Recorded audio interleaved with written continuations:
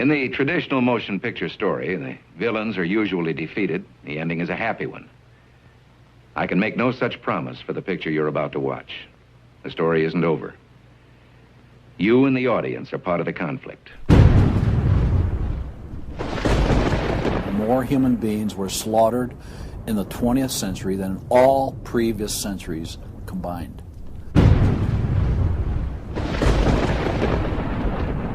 We're talking a congressional record, 135 million dead. Their entire purpose was to detach our culture from any moral anchors whatsoever. You look at the changes in America since 1960, perhaps. The whole culture's been transformed. They're coming out of the belief that the village should raise the child. The village means the government. They have deliberately destroyed the American family, understanding that's the foundational block that builds a society. We've come from Norman Rockwell's America to Hugh Hefner's America. If we lose the Judeo-Christian framework, we're lost forever.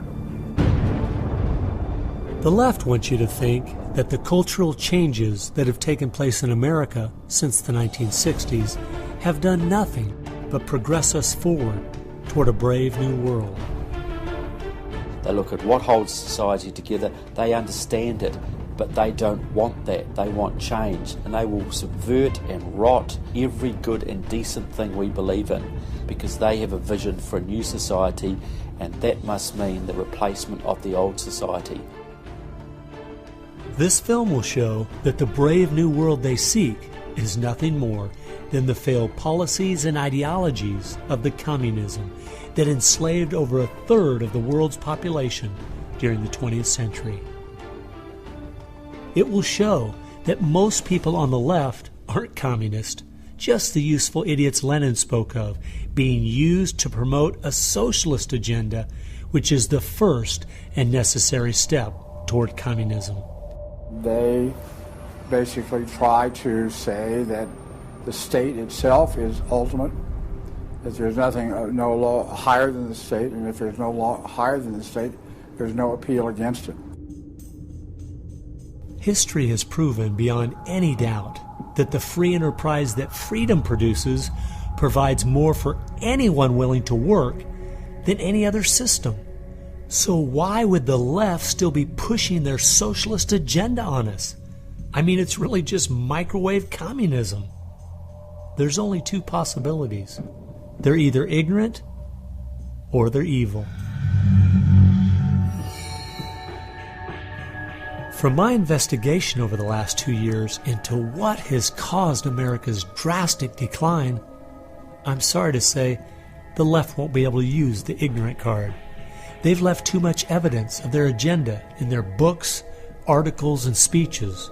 No, America has an enemy that is getting very close to accomplishing its plan of destroying the greatest country in all world history. Once people figure it out, they're going to do what people everywhere do. They're going to start protesting, and they're going to start revolting. And when that happens, that's when the powers that be feel threatened, and they use the power that they have.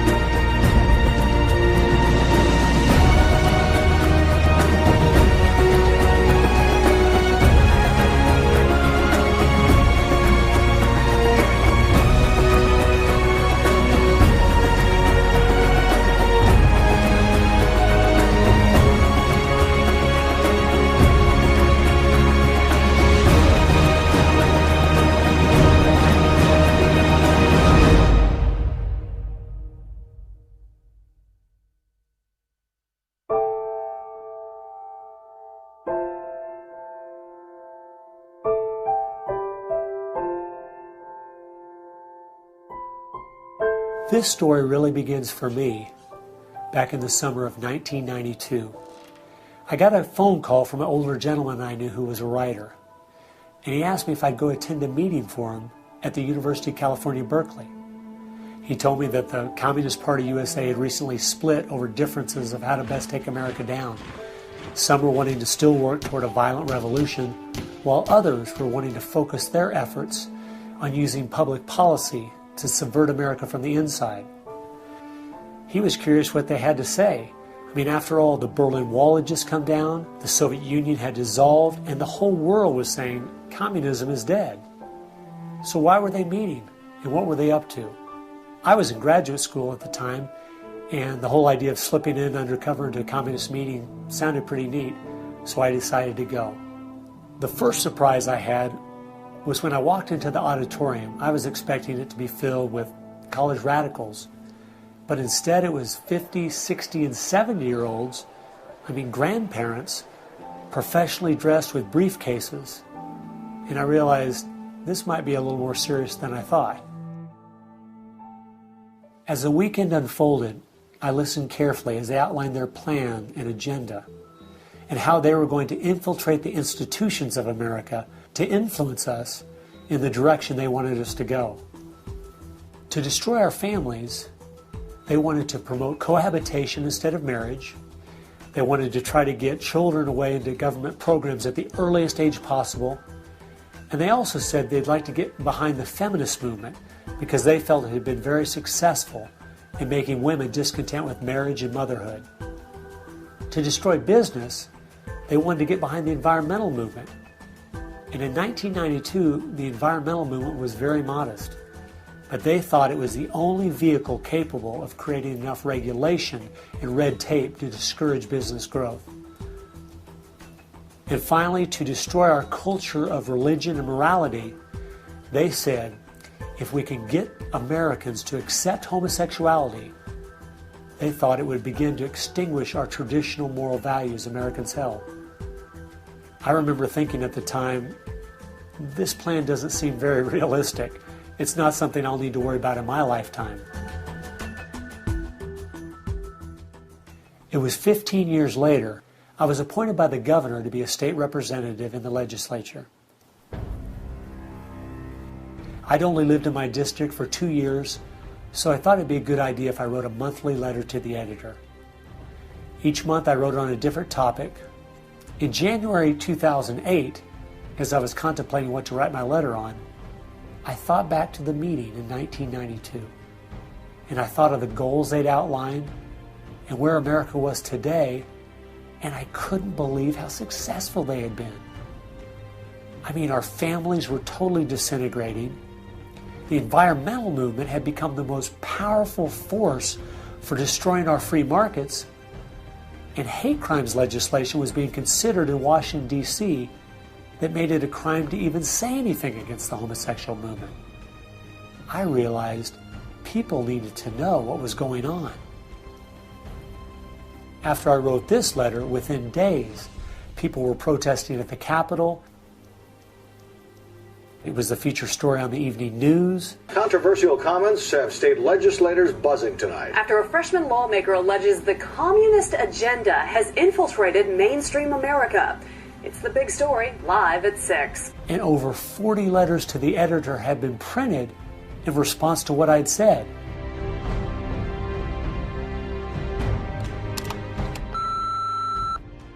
Hey, I just wanted to give you support on your newspaper article. Don't let them grind you down. Bye. I realized then I'd hit on something. One of the letters written in my defense stated that a book from 1958 had outlined a similar agenda. And this got my attention. The book was The Naked Communist by Cleon Skousen, who had been a former FBI agent. And inside the book it documented 45 current communist goals from 1958. And as I slowly read through the list, seeing how specific their agenda had been to subvert us on the inside, I couldn't believe it.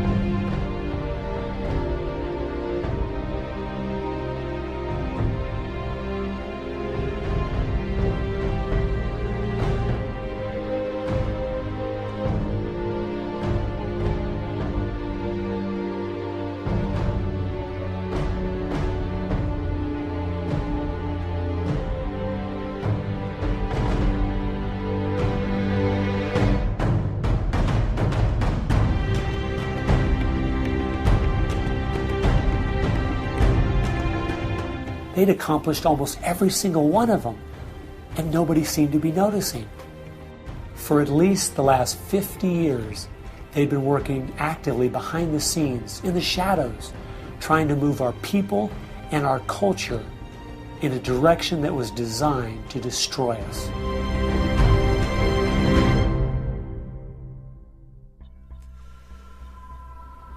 Someone needed to find out the truth of what had happened to our country. Could all of these very specific goals have been accomplished by accident? Or was there something there, under the surface, intentionally rotting away America's culture? I decided to go and get the facts from some of my favorite writers and speakers around the country. These are a few of the questions I asked them.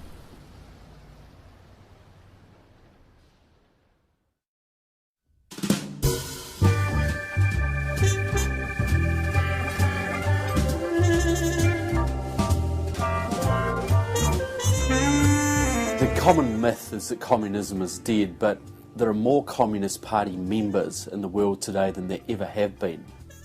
One of the things the communists are doing worldwide is not using that name.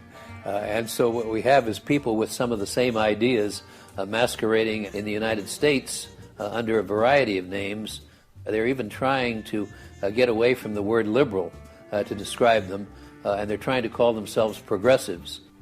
If you go to the American Communist Party website, all of the programs and policies they support are progressive.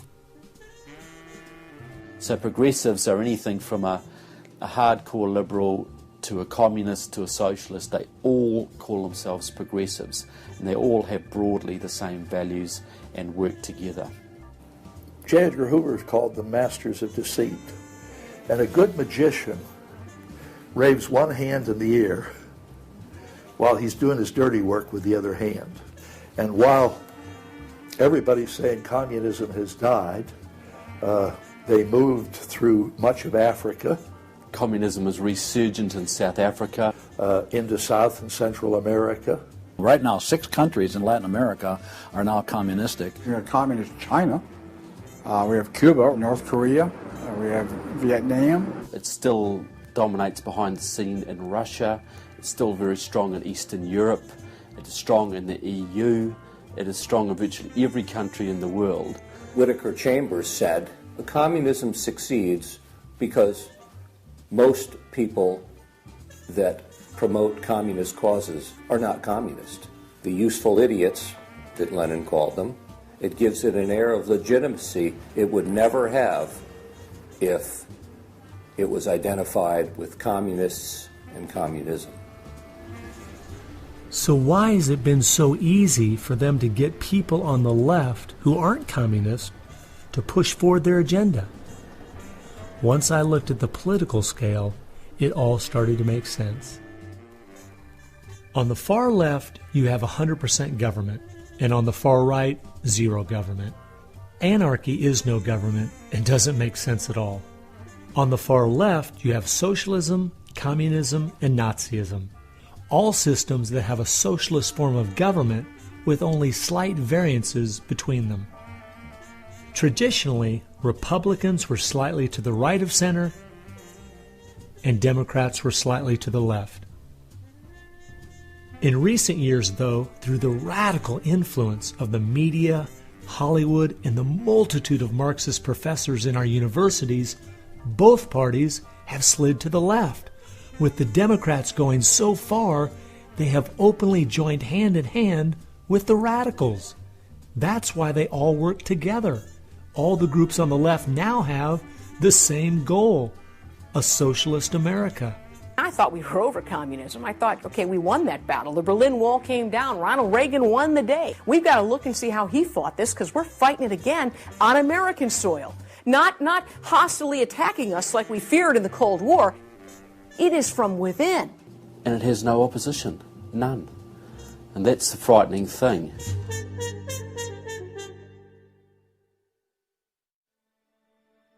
I think it's pretty clear to see communism isn't dead. They now disguise it by calling it different names, but the ideas behind it are alive and well. Almost 1.5 billion people still live in openly communistic countries. But unfortunately, most of us in America who are under the age of 50 have no idea what communism means to the people who live under it. So my next question was, what's so bad about communism? Communism is so evil. It's a completely tyrannical system. The whole history of communism is one of mass murder.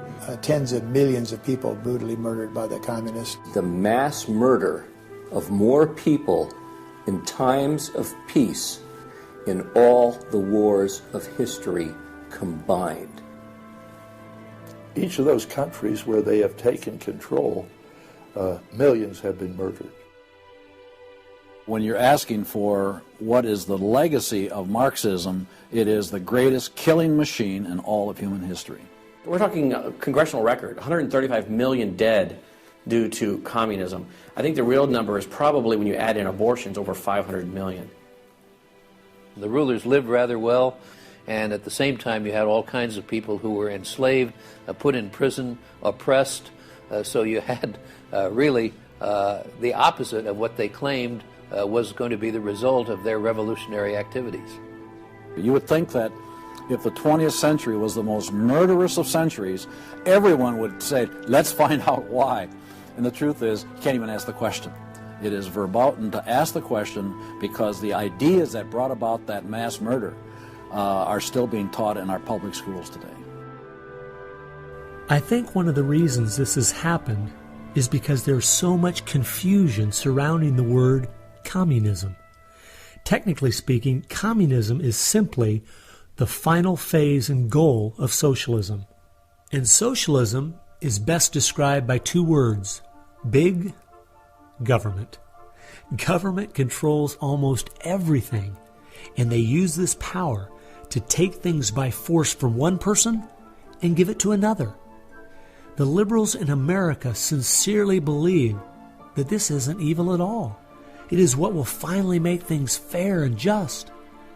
There's only one problem that pulls some of us away from this wonderful utopian vision: history.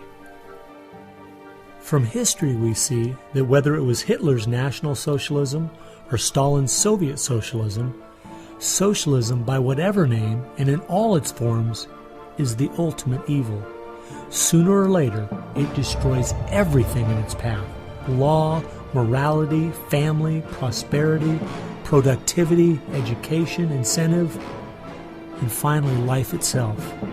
The problem with socialism is that it creates the conditions for a Stalin or a Hitler to come to power.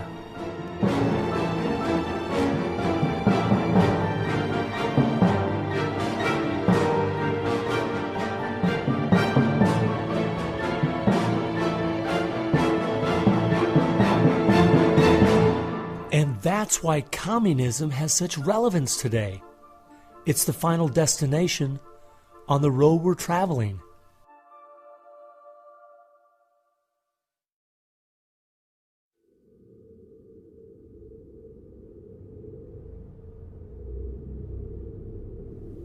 Friedrich Nietzsche tried to convince the world that God was dead. Charles Darwin tried to prove that humans are simply part of the animal kingdom. And Karl Marx realized that the philosophies of Nietzsche and Darwin would legitimize his own philosophy of communism. He knew their ideas would justify the brutality and slaughter that would be necessary to implement communism worldwide.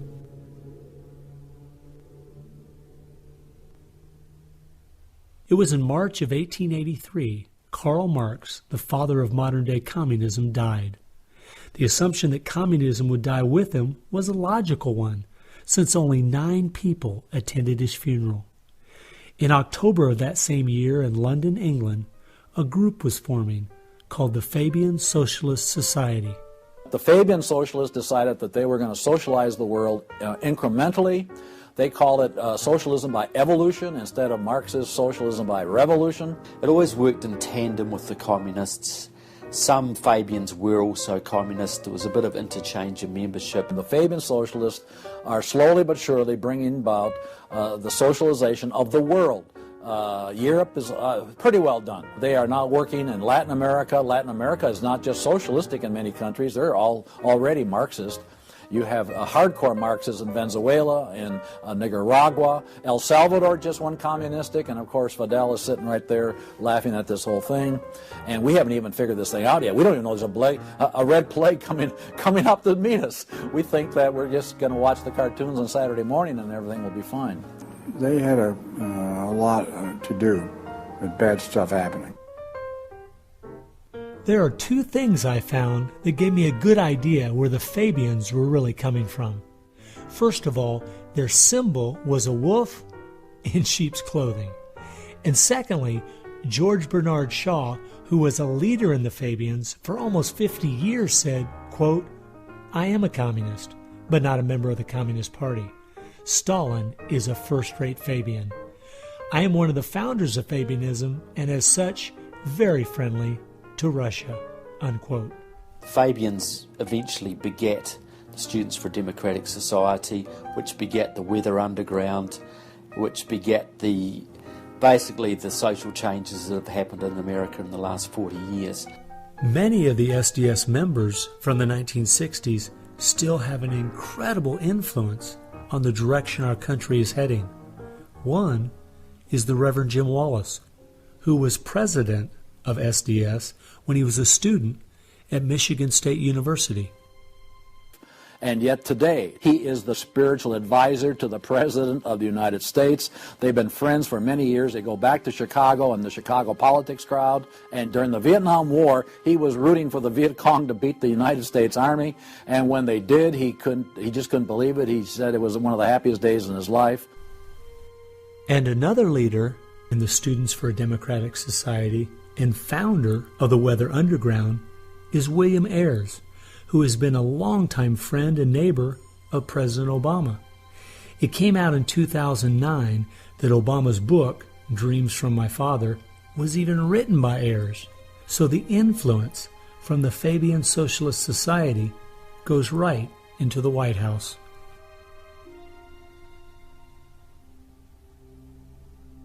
The next group I found that has seriously impacted America's culture is the Frankfurt School. The Frankfurt School was a sort of an outpost in America of European socialism. Willy Munzenberg, with a few other Bolsheviks, founded the Frankfurt School. The two leading members are Herbert Marcuse and Franz Neumann. Franz Neumann was, in fact, a Soviet agent. Their entire purpose was to stand the entire educational system of the West, and the United States in particular, on its head.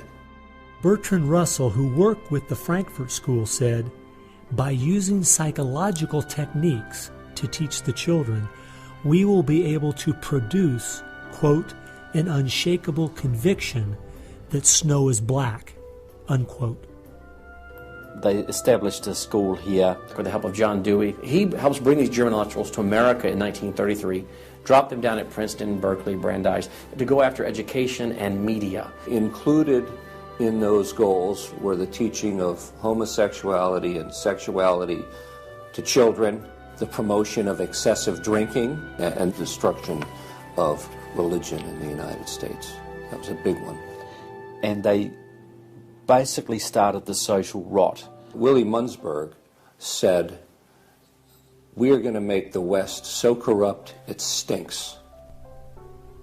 I love spending time with my family, July 4th, baseball, and apple pie, and my mind can't even comprehend that there were groups of intellectuals back in the 1930s plotting and planning how they could make America so corrupt it stinks. There are certain lines and certain limits, and the left has always pushed it as hard as they can, as far as they can, and will protect any pornographer, any deviant, any any negative cultural form they can find, basically to degrade the culture. And that goes right along with the feminism of today, which was part of the Frankfurt School's desire to destroy a patriarchal society for a matriarchal society. In other words, remove the father as the loving provider, discipliner, discipler, leader of his home, where you instill virtues and integrity and modesty. That's been broken down on purpose because they knew if they could destroy the family, they could destroy a nation. And instead of having a father who leads and disciples and protects the home and provides for the family, the government steps in as a nanny state. The Frankfurt School developed the concept of cultural Marxism. Penetrate the culture, take it over, and then everything else will follow. And of course they did that, and today we've had a complete cultural revolution. As many people in America are familiar with the phrase "make love, not war," that actually came from Herbert Marcuse, who was with the Frankfurt School. So these guys went after education, they went for media, and they've been very successful in changing the entire worldview of Americans through what they call political correctness, but it's really cultural Marxism, with the goal being to destroy Christianity, then create chaos, and then move to their ultimate goal, which is from cultural Marxism to traditional Marxism, which is socialism. Most of the strategy to remake America from within started with Antonio Gramsci, who wrote over 2,000 pages back in the 1930s outlining how to take a Judeo-Christian culture down from the inside.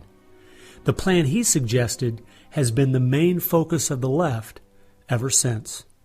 Antonio Gramsci was a neo-Marxist philosopher. Antonio Gramsci was an Italian communist.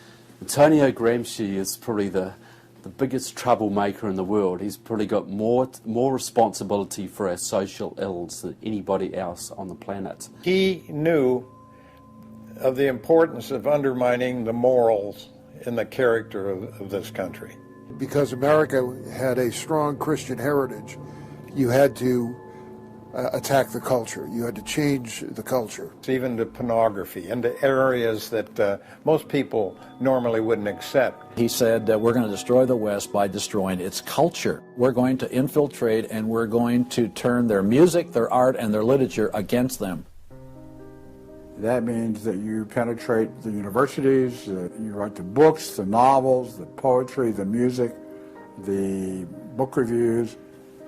And once you control the culture, then you can sort of shape the thought of rising generations. He differed with Marx. Instead of, for example, destroying the church and the other basic institutions, he said infiltrate them and use them to change the culture. What Gramsci had to say was that this is the way that government is perpetuated and society is perpetuated is through these churches, because they set the standards, they set the framework of the way people live, of rules, how a family should be structured. He didn't want a revolution on the streets that would be overturned by the police the next day. He wanted to change society over the long term so that we'd have a revolution without us even realizing it, basically. And the communists have been very effective in promoting their ideology in Hollywood, in the mass media. And I think he was quite right. I think that's exactly what has happened. I think that's the way it's worked. I think it's working that way now. And that's where a lot of these people come from. And that's been the big success story of communism in the last 50 years. It's the professors, it's the educationalists, it's the journalists. They are the shock troops, the Gramscian shock troops of the future. And one of Gramsci's all-star disciples, Saul Alinsky, became one of the most influential radicals of the 1960s. Well, Saul Alinsky was a prominent radical in 1930 Chicago. He worked closely with the Communist Party. He used to go down and train at the rifle range with Leon Dupre, who was later a mentor of Barack Obama. And they used to train to shoot because they knew the revolution was just around the corner.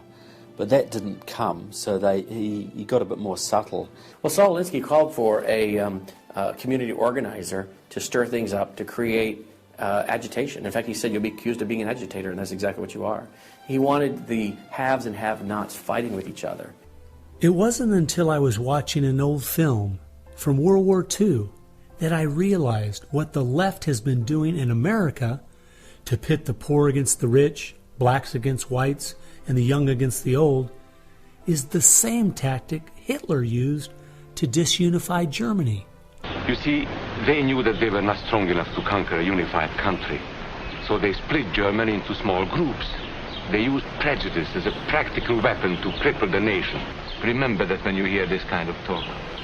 Somebody's going to get something out of it, and it isn't going to be you.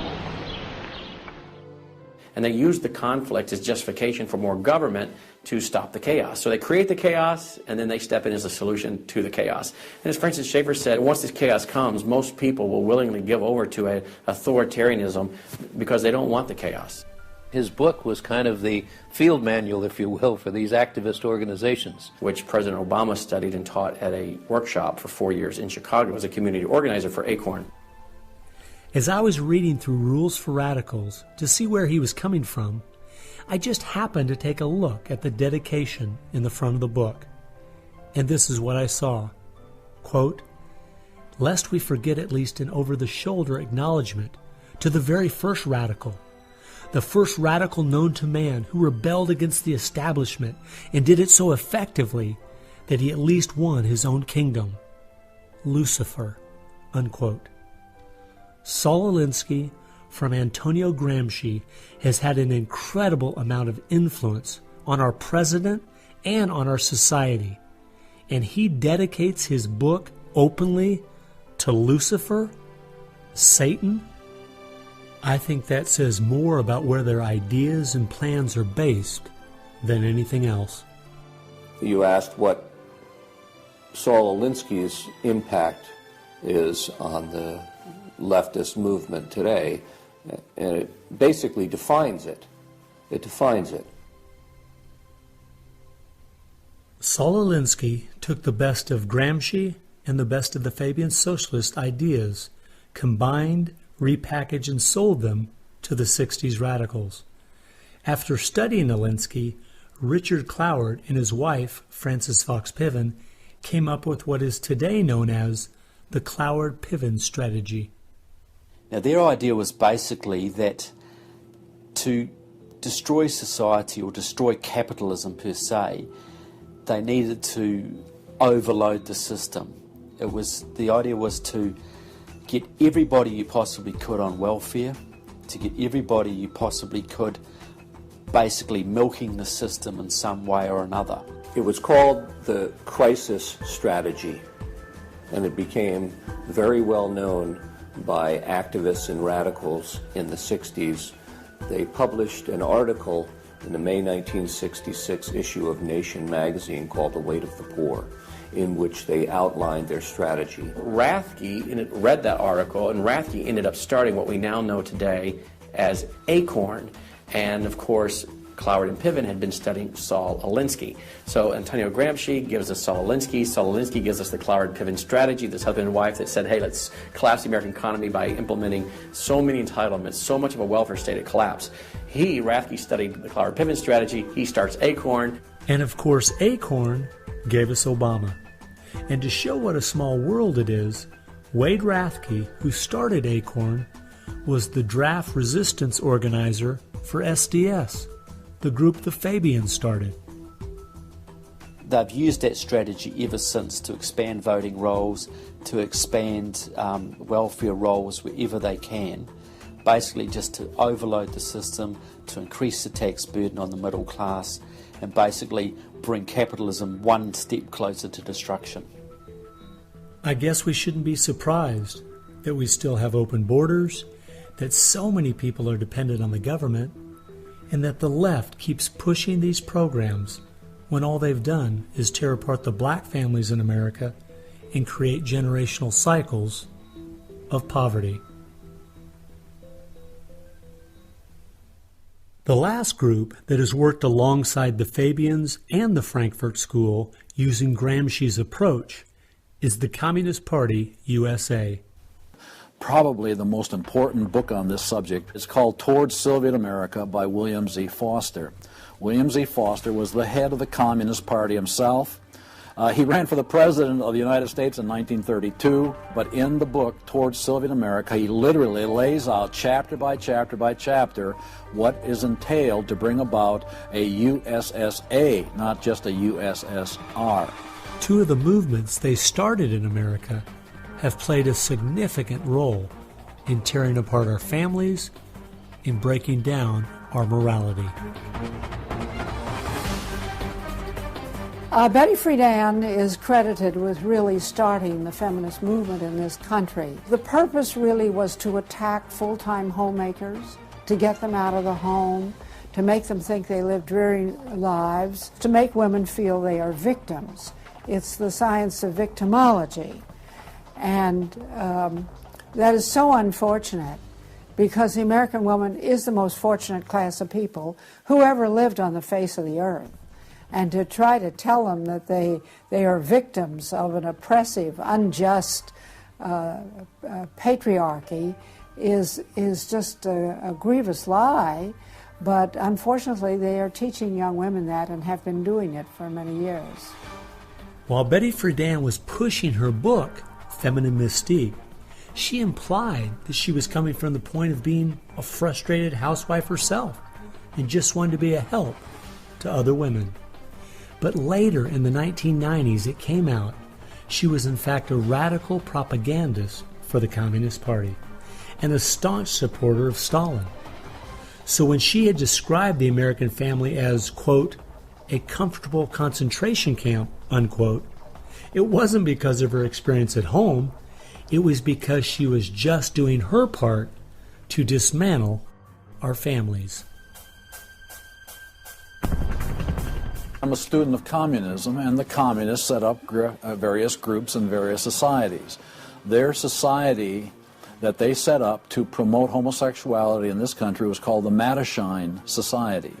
And it was founded by Henry Hay, a leading member of the Communist Party. So since I was studying communism and teaching on the issue of communism, you just follow leads, and all of a sudden you realize, what is this Mattachine? I've never heard of this Mattachine Society. Well, it was Henry Hay's organization set up to infiltrate the culture of the United States to make homosexuality normal. It's always been a movement dominated by the left. It's all these so-called isms. You will find there's a communist or a socialist behind every one of them, and you'll always see their targets. It's basically the traditional family unit. The war is still against the family. If you go back to the Communist Manifesto and read Karl Marx carefully, the war is against what they called the bourgeois family, which was really the biblical family, father, mother, and child. They want to plow through marriage. They want to change the very definition and meaning of marriage, because their open door to engineering society in this utopian way is blocked by the very values of our Christian civilization that's taught through marriage. And so the left just has got to destroy the family, because if there's any one thing that will prevent the left from carrying out its agenda, it's healthy and strong nuclear families. And so from the Fabian Socialist Society to the Frankfurt School to Antonio Gramsci and the Communist Party USA, from these four you will find connections to almost every left-leaning person and organization in America. Their influence has been incredible.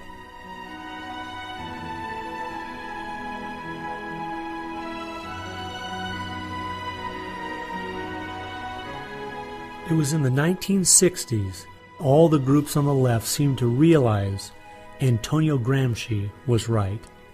In a Judeo-Christian society, you will never be able to persuade people to rise up in a Marxist revolution and start killing each other off. The only way to take the culture down is through penetrating the institutions of influence to change the people from within.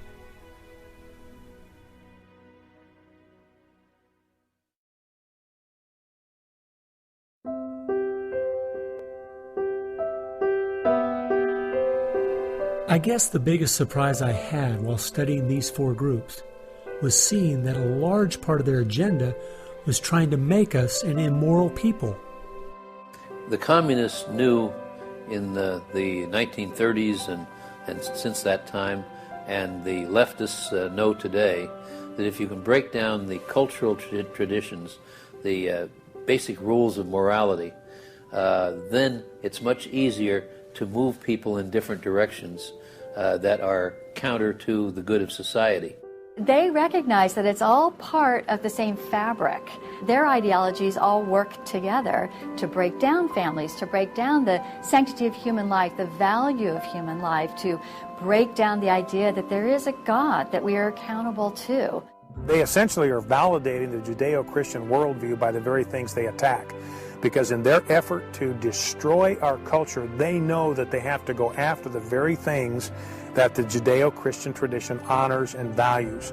Morality, belief in God, faith, the importance of family, the sanctity of life, the sanctity of marriage. It's amazing our enemies could see our morality was our greatest strength.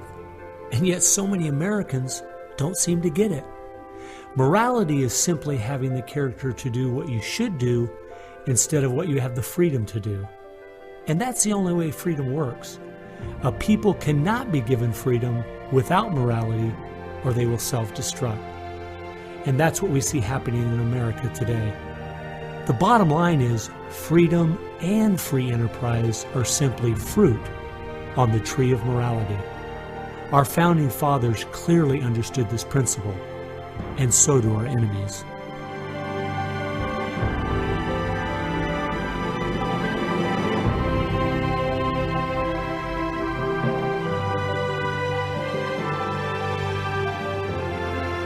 There is an important fact we need to face.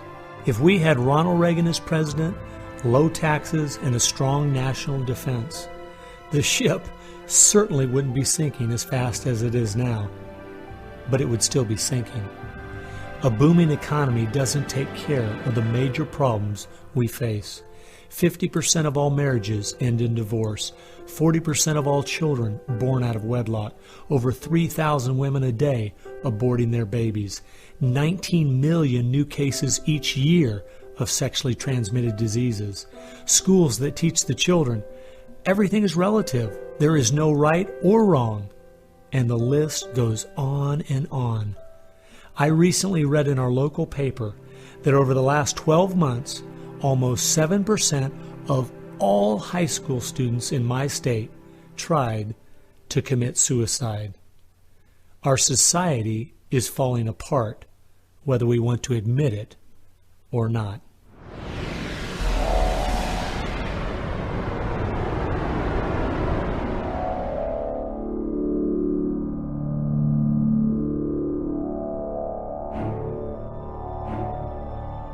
Karl Marx had the insight to see that dethroning God and destroying capitalism went hand in hand.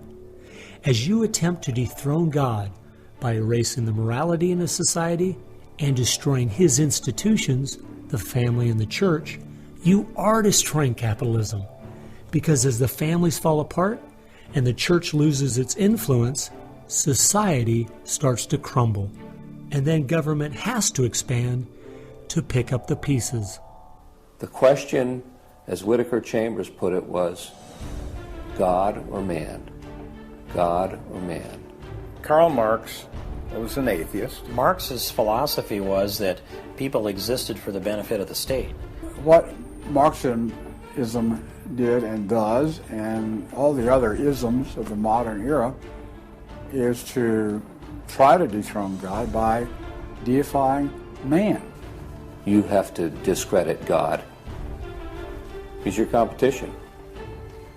The 20th century ushered in several ideologies that sought to devalue God and elevate man. Communism, relativism, humanism, they all deny that there's a God, and they claim that by doing so they're really elevating man. But if you look at how each of those philosophies end up working out in real life, there are always some classes of human beings that don't deserve the same value or rights as anyone else. To turn it around, to believe in freedom, the way we have been raised, you have to believe that there's something precious about every human person. And of course that's from the Bible. Imago Dei, we are all created in the image of God. Therefore, Every human being is entitled to respect and dignity and freedom, and that is distinctive to biblical religion. You don't find anywhere else. Almost all the ideas that have made America such a unique and great country our founding fathers got straight out of the Bible. I guess that's why the left only has a problem with one religion, biblical Christianity. They never complain about separation of church and state when it comes to Islam, Buddhism, Hinduism, or any of the other religions. In fact, a couple years ago, the Dalai Lama came to my town, and during the school day, at taxpayers' expense, thousands of our local school children were bussed in to hear him talk. I wonder if they would ever do that for someone like Billy Graham. No, they must destroy the Bible's influence in America so they can step in with big government in its place. It's an age-old question. Are we going to believe in God, or are we going to play God ourselves? Essentially, for the left, the choice that they see very clearly is people are going to depend upon God or they are going to depend upon government. They want people to depend upon government, so they have to destroy faith in God. At its core, it's a rebellion against God and God's laws. And that's what the battle is about. That's what the assault is on. That's why Christianity is a target. And that's why we saw the gulags in the Soviet Union. We saw the concentration camps in Nazi Germany. And all the ideologies that elevate man end up devaluing certain human beings. Dictators of the left, Hitler, Stalin, Mao, Castro, and all the others, always have come to power by acting like they're going to change things to make it better for the people. Yet history has shown us the devastating results that have happened every single time.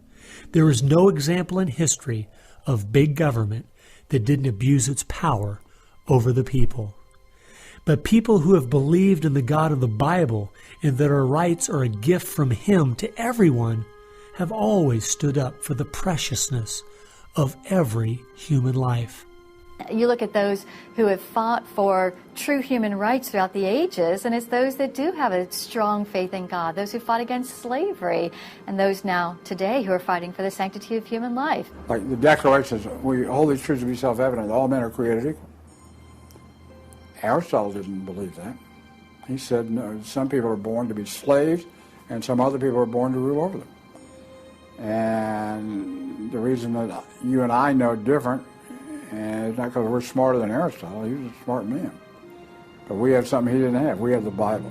And so, therefore, that's where we get these ideas. And from pagan antiquity or neo-paganism or all the modernisms, you get the opposite.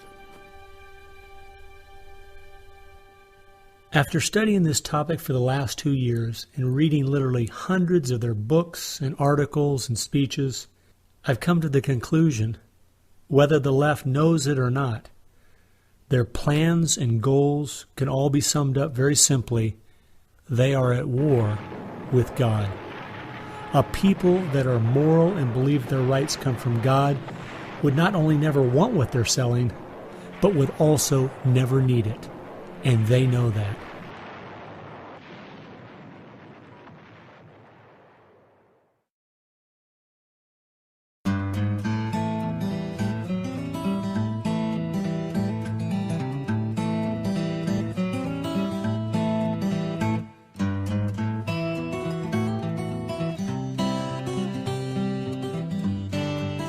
It's obvious if you're trying to subvert a country, you want to control the news. You want to control public opinion. A lot of people realize, well, there's a biased media, and most people know that. Even the Washington Post admitted it. Yeah, we were biased for Obama, so what? And when you enter into the equation, so what? That means the biases, the opinions of the reporters enter into what is news. They decide whether you have a right to know.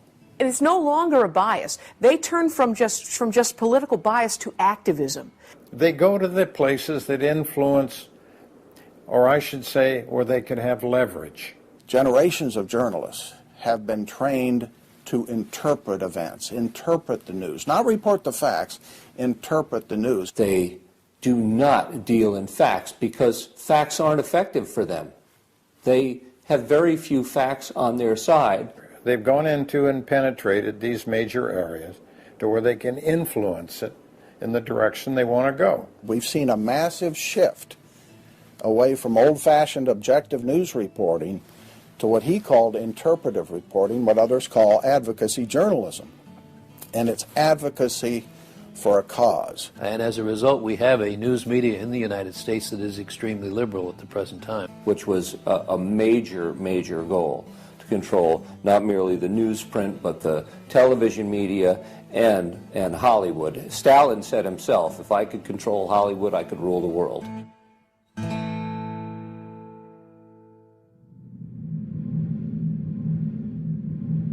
Children are always the first targets of anybody trying to bring down a system.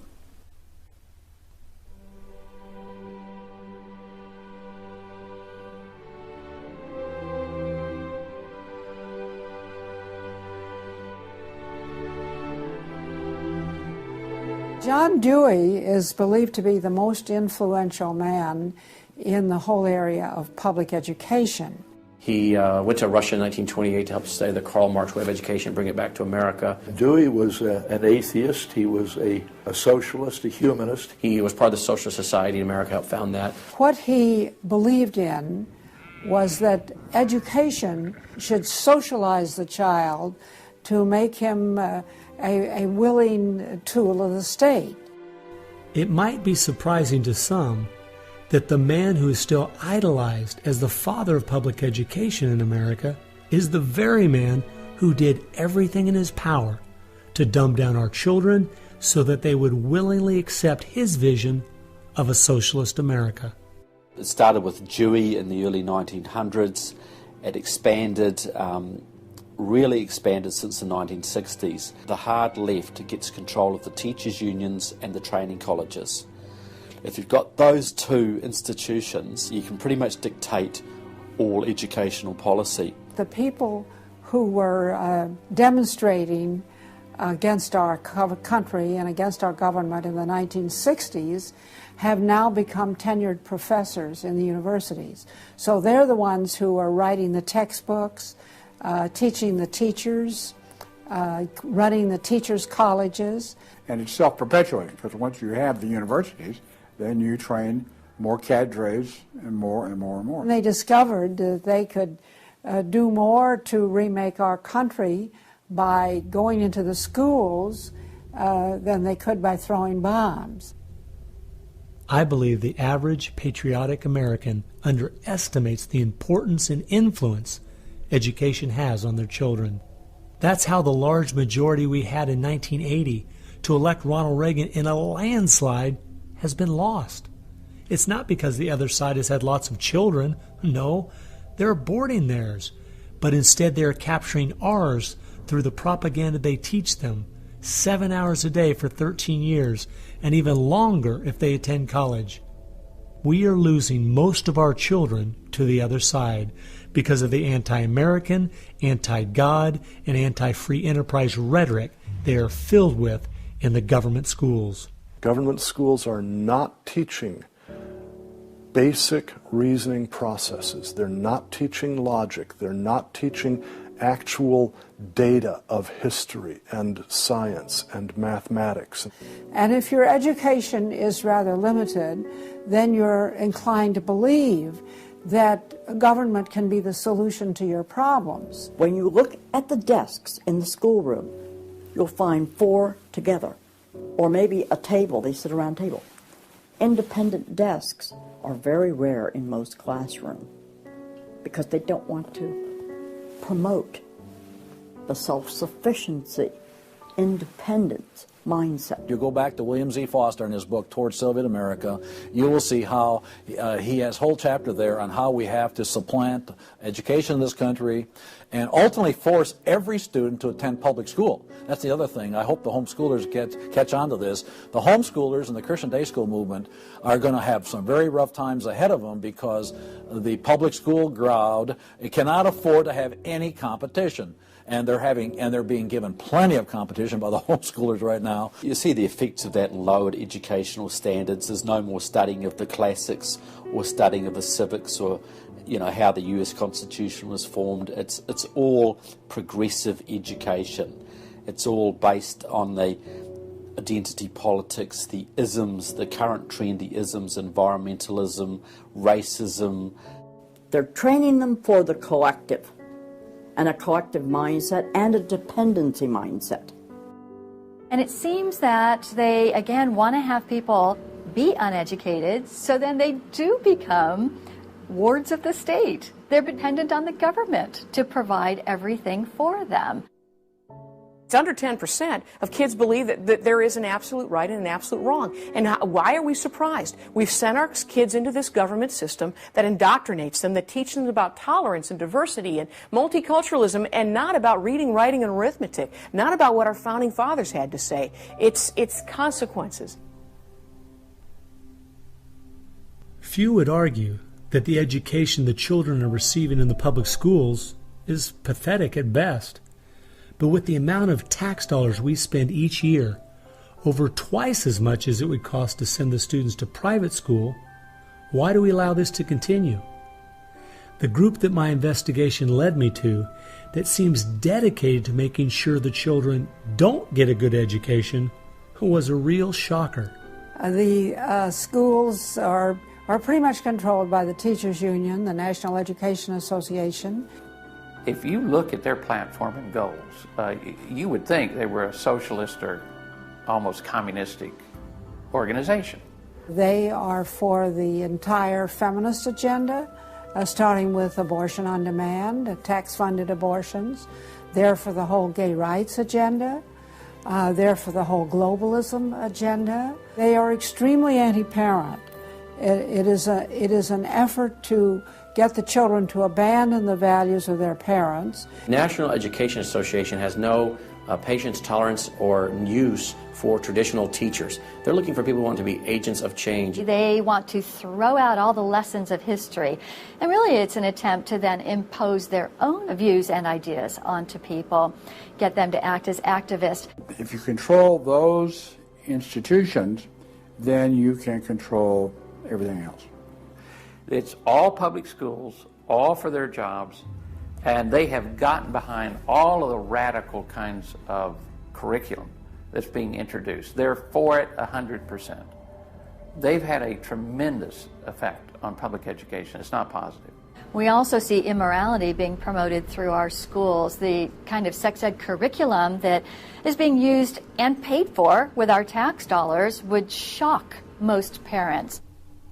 I think one of the main problems we face is parents naively thinking that the schools are the same today as they were when they were young. They don't realize there is a battle going on in this country for the hearts and minds of our children. The game is between 15 and 25 years of age. That's the whole game. If you're over 25, the chances are they're going to put a few pennies towards you to corrupt you. But their game right now is to corrupt the 15 to 25-year-olds or less. And right now they're down in the first grade with Heather Has Two Mommies, Daddy's Roommate, Gay Pride Parade, and now by 8th grade they'll pass out condoms in school colors because that's so patriotic.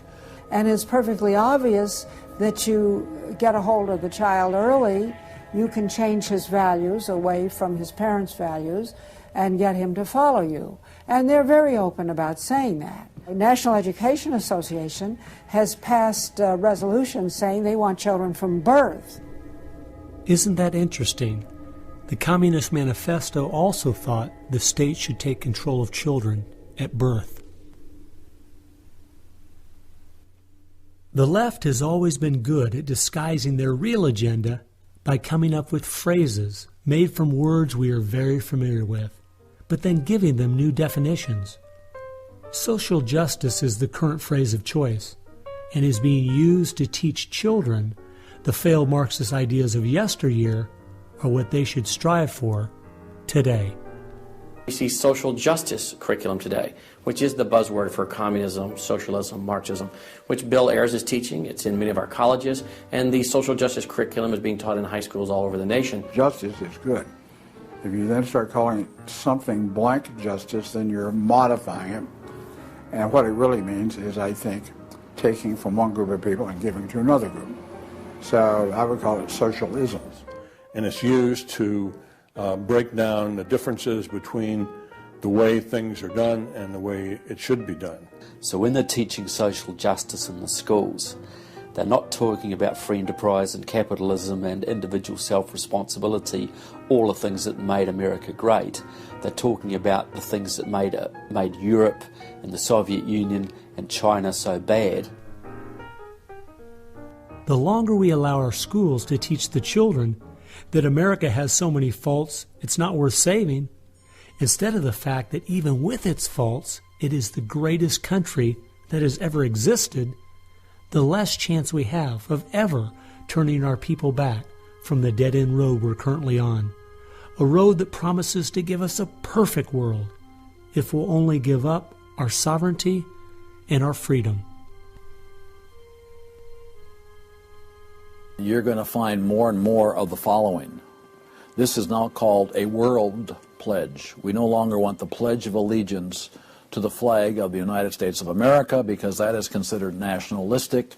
And of course the socialists, communists, and the Marxists and the extreme left wing in the country want nothing to do with it.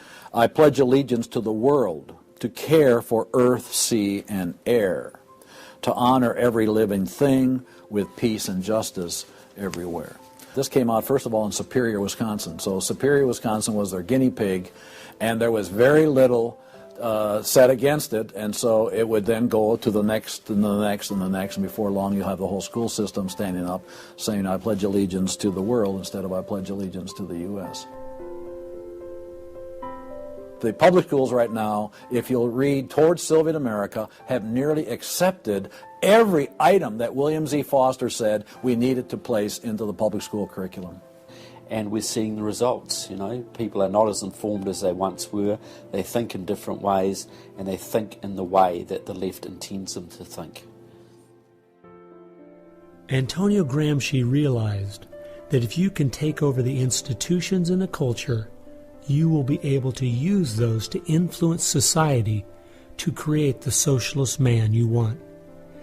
I think the most brilliant part of his plan was that he realized you could not only create a man that wanted big government to take care of him cradle to grave, but, and this is the genius of Gramsci, you could create a man that needed big government to take care of him cradle to grave. A man so dumbed down and so minimized in society, he wouldn't have the intellect or character to take care of himself. The reason this is so deadly for America is that once we have a certain percentage of the population in that category, our limited constitutional form of government is no longer possible because too many people won't be able to exist in that framework. We are approaching that tipping point rapidly.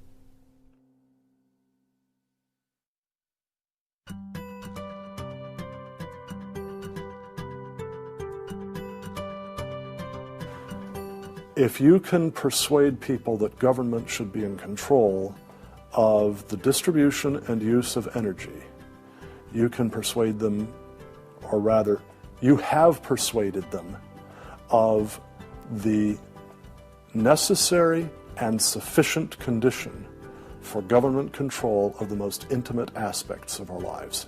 One of the main thrusts of socialism these days is obviously through the environmental movement. You know, one hates to pick on Al Gore too quickly and easily, but I read the whole of his book, Earth in the Balance, Ecology and the Human Spirit, back in 1992 when it was first published. And if you know anything about the history of political philosophy You read the last chapter in that called A Global Marshall Plan, and you understand that there is no way to implement what Al Gore was calling for in 1992 in that book except by means of totalitarian world government.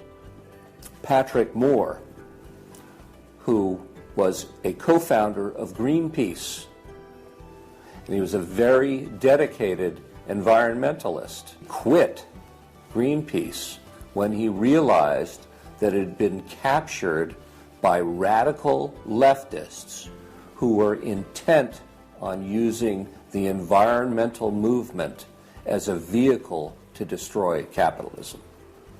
How many factories work when there's a power outage? None. You want to hurt business, you want to drive down industrial production, you just drive up the prices of energy, you just diminish its availability, and the easiest way to do that is to make people scared to death of the cheapest forms of energy, which are fossil fuels, oil, coal, natural gas, and nuclear energy.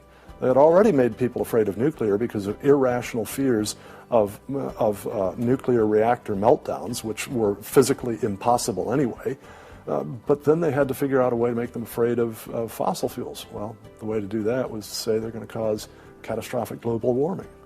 So I used to think this was just one great big distraction. If they want to put their energies toward the environment, but now I see that this is now being turned around and used as a tool to further a socialist agenda. Charles Rubin, a political scientist who wrote the book The Green Crusade, has told this story extremely well. Environment comes from a French word meaning surroundings. Well, now, what is surroundings? Everything around you, right? And so, as Rubin points out, environmentalism is literally everythingism.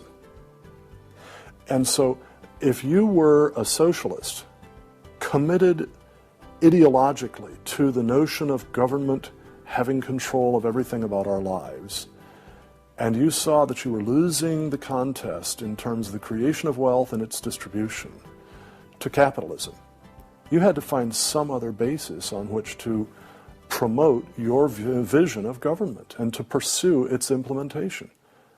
Environmentalism, or everythingism, was the perfect card. In December of 2009, when the ClimateGate scandal broke open and it became public that even the leaders of the movement knew the whole global warming idea was a farce, it wasn't them just having bad data, we as Americans knew once and for all that this movement was simply part of their agenda. It's my guess that regardless of the evidence that comes out against them, they will not let this tool they have waited the last 100 years for go to waste. A tool that gives them the absolute power and control they want, but allows them to get it under the guise of saving the planet.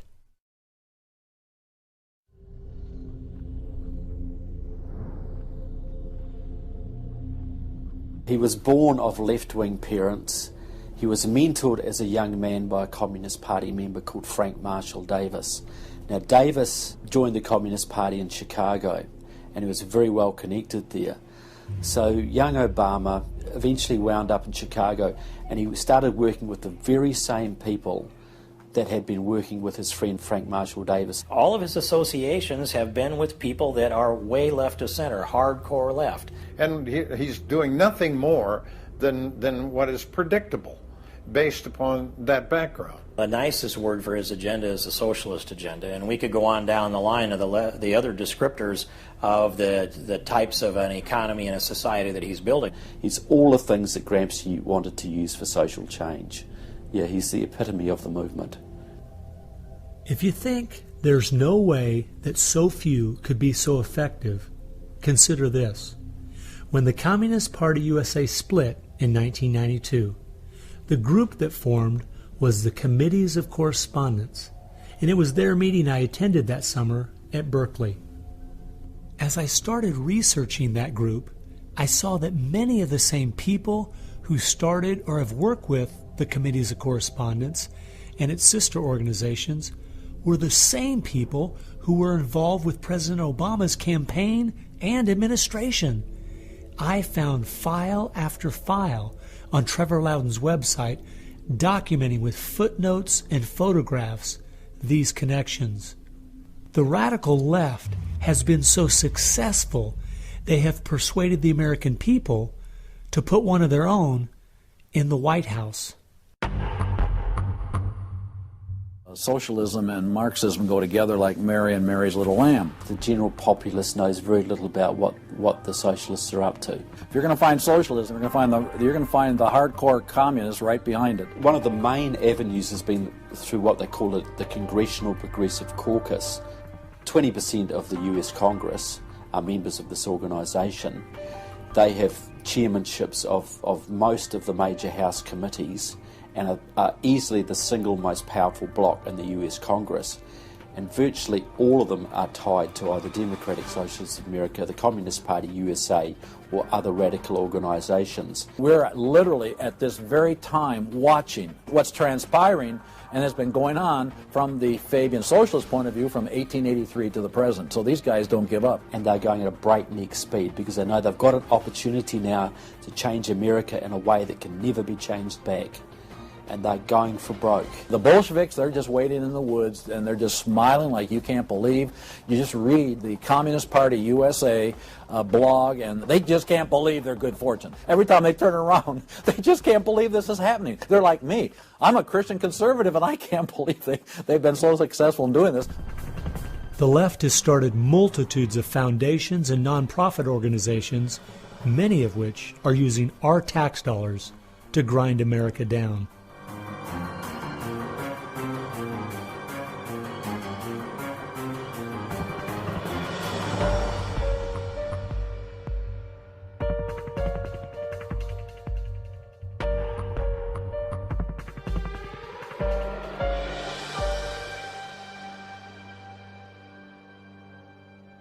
They use all kinds of patriotic words to masquerade an extreme leftist orientation, which, if anything, would enslave the people in the same kinds of things with the same kind of ultimate results as communism had. The communists will let the socialists go so far, and then ultimately the communists really turn on their fellow socialists and they wipe them out too. And their attitude, I think, is really probably pretty close. They figure, look, if these socialists betrayed their own country, the chances are, once we get in power, they'll betray us too. So they'll figure, let's just rub them out right now. And at a given point, you'll see in the history of communism that they've been very effective in rubbing out their fellow socialists who brought about their socialism before the Bolsheviks and the hardcore communists with a capital C took them over. One thing we do really have to recognize is this is a domestic enemy. This is not just people with different ideas. These are not just nice folks who have funny, silly ideas that they will eventually figure out are just not very mature. No, these people are dangerous, dangerous enemies, and they are intent on overthrowing this country and imposing the socialist system that will mean extreme hardship for the vast majority of people in this country. That's true with them constantly seeking to re-engineer society so they reach this level of utopian perfection. Where we, on the other side, we advance the idea that this is about the cause of freedom, and if it hadn't been for Jesus Christ, there never would have been a United States of America, because the inspiration for freedom drove our founding fathers. They were informed by their faith, and I believe guided by the hand of God.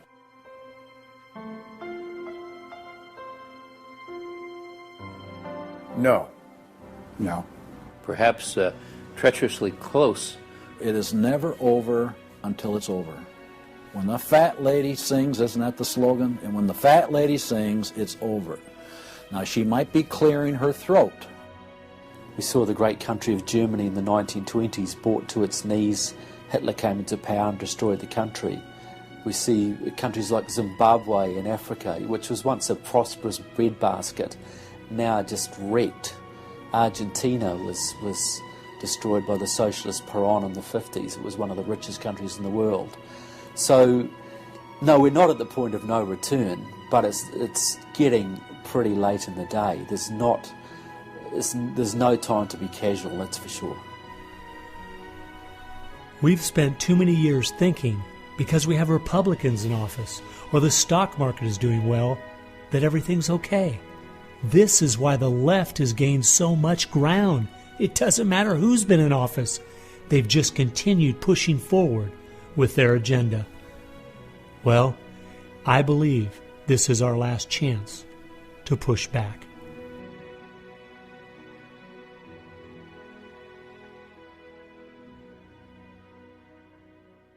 If people are looking for something to do, we have our work cut out for us. I believe one of the things that we can do that will have a profound impact in changing America is praying. Well, as soon as we get off our knees, we need to get on our feet. Become educated about what's going on in the country. Spend time reading, understand their philosophy and their goals. They have to master this documentary. They have to go over it a dozen times. It might be having a monthly movie night with family and friends, watching one of the many great documentaries out there about what is going on in our country. One of the things that I think people in the United States who believe in our country, believe in our values, can do, quite frankly, is stand up for those values, to make their views known. And there's times that you got to speak up, and you've got to call things what they are. We need to be willing to be criticized and to not be silent because of the criticism. It was Martin Luther who said, if we're faithful on all battlefronts besides, it's precisely where the battle's the hottest, then we're traitors to the cause. I like the quote by Abraham Lincoln, who said that silence makes cowards out of the best of men. And we got a lot of people that need to be speaking up right now. We have an obligation to speak the truth about the policies that are taking us 180 degrees from God's will. Expand within your church. Expand within the people you have contact. Bring them up to speed and knowledge on what's going on. We need to organize those around us by simply mobilizing the unique groups of people we are in contact with and being their source of information. We can have an extraordinary effect. Lenin said that the organized minority will beat the disorganized majority every time. Why should we be buying products from companies that are going to fund organizations that attack our values? They need to be really smart in using the mass media. They might want to blog. Using the power of YouTube and that sort of thing to educate as many people as possible. A good YouTube video can reach millions of people. And if Susan Boyle can do it, why can't we? If you do the right kinds of things on YouTube that are creative and do them frequently, you can drive a message through society, influencing millions at almost no cost. We need to be the people who graciously but consistently make contact. And express to those folks we elected what we want them to do, and what we believe in, what we think is right. And if they don't follow those things, then we need to make efforts to get them out and get other people in that will. Pick the good ones and stick to them. Don't waste your time on people who won't stand up for their country.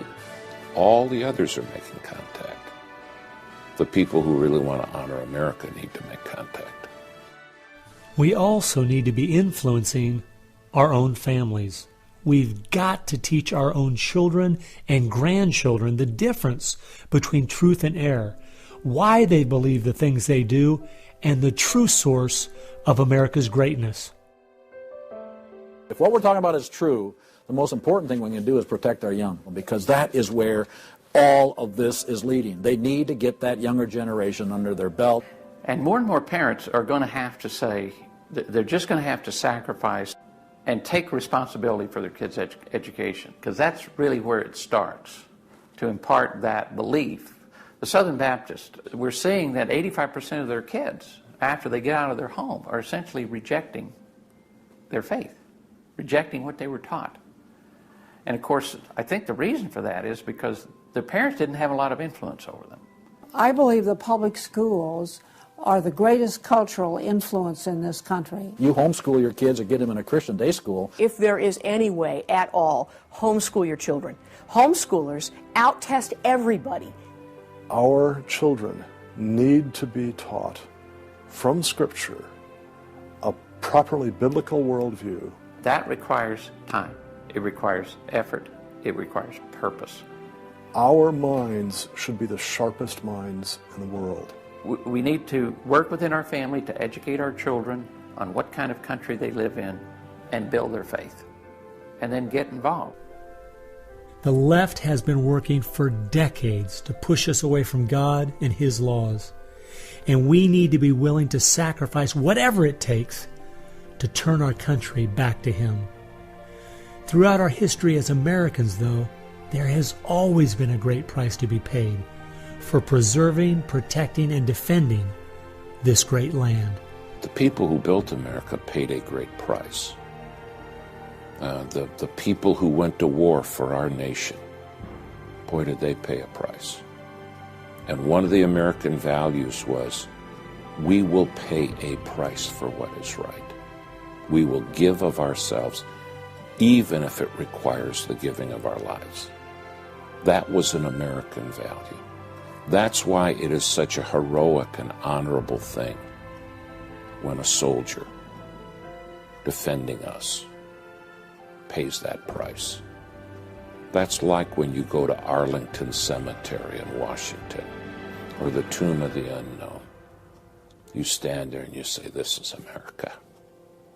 We were the people who so believed in these values that it's an honor to stand for, even if it can cost you your very life.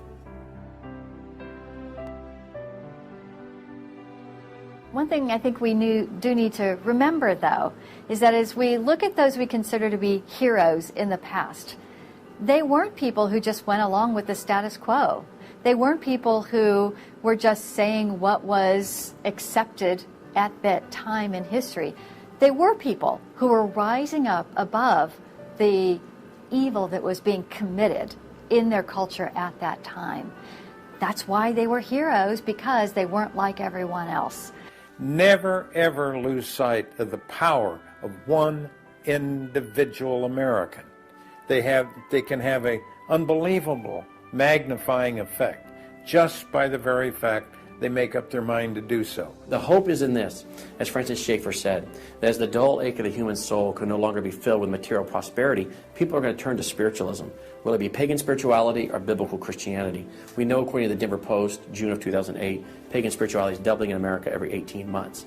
So we better get out there, because I'll tell you, pagan spirituality and Christianity will both get you to God, but one will get you there as your judge, as your Savior. If we humble ourselves, we fall to our knees, if we seek His face, we pray, and we turn from our wicked ways, then we have a chance for God to hear from heaven, to forgive our sins, and heal our land.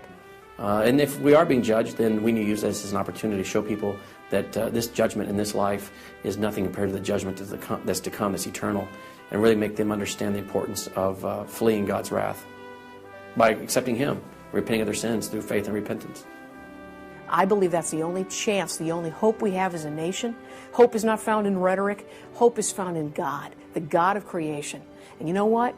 Our founders were in covenant with that God. You need a dedicated, informed, praying Christian making things happen and being determined to do so.